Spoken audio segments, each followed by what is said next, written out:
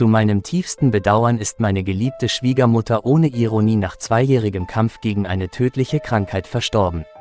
Auch mir, der ich sie erst seit 3 Jahren kannte, ging das sehr nahe.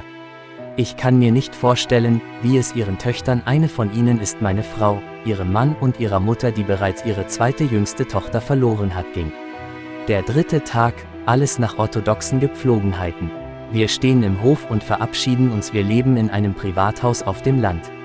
In die Prozession stürzt sich ein kleines Kätzchen, und das trotz der vielen Menschen und 3 Hunden im Hof.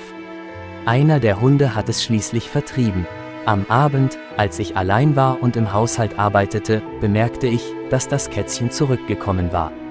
Ich nahm Kontakt zu meiner Frau auf, und sie schlug vor, dass ich es über den Zaun auf das Nachbargrundstück lege, da sie dort viele Katzen haben und es sich wahrscheinlich um ihr Kätzchen handelt. Ich tat es. Schon am nächsten Tag kam das Kätzchen wieder, und die Hunde, die zuvor jede Maus zerrissen, zeigten ihm gegenüber null Aufmerksamkeit. Meine Frau stimmte zu, es vorübergehend bei uns zu lassen.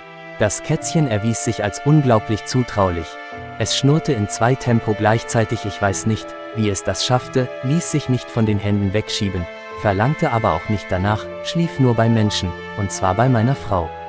Außerdem sah ich zum ersten Mal, wie eine Katze schnurrt, während sie gebadet wird.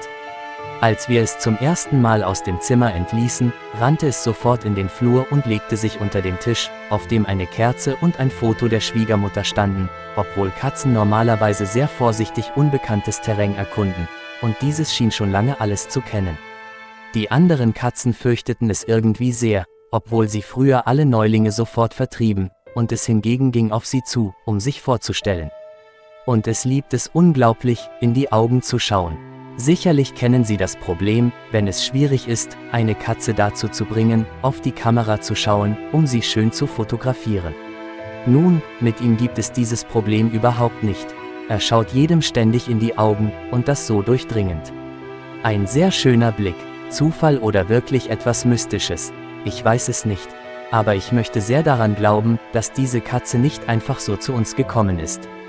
Außerdem kenne ich mindestens 4 Geschichten, in denen am Tag der Beerdigung eine Katze ins Haus kam und nach 1,5 Monaten spurlos verschwand. Zufall? Vielleicht. Liebe Freunde, wenn euch das Video gefallen hat, setzt ein Like und abonniert den Kanal.